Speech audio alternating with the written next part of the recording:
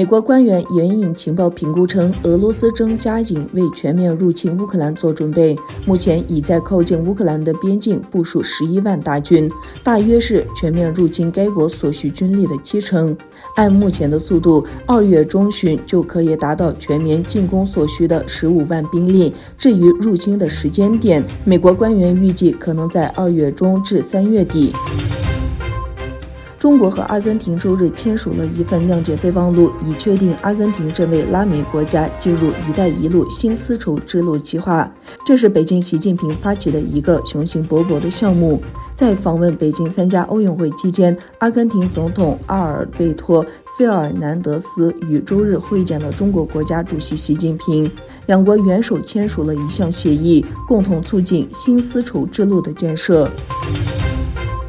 非洲联盟政治事务、和平与安全专员阿德欧耶在阿塞俄比亚首都举行的非洲联盟峰会范围内举行新闻发布会，注意到外国雇佣兵在非洲已经司空见惯。阿德欧耶说，外国雇佣兵应该离开非洲。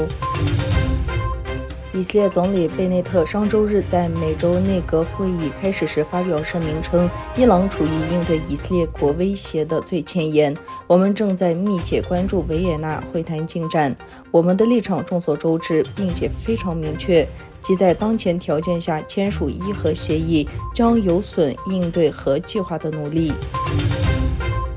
根据一份联合国机密报告，尽管受到国际制裁，朝鲜去年仍继续发展其核计划和导弹计划。报告称，平壤今年1月进行了前所未有的7次武器试验。去年虽然没有报道朝鲜进行核实验或洲际弹道导弹试射，但平壤在继续发展核裂变材料的生产能力。截至去年1月底，欧洲天然气储存气的占用率为 52%， 而今年同期下降至 37.5%。专家表示，由于俄罗斯和乌克兰之间的紧张关系，天然气供应可能存在困难。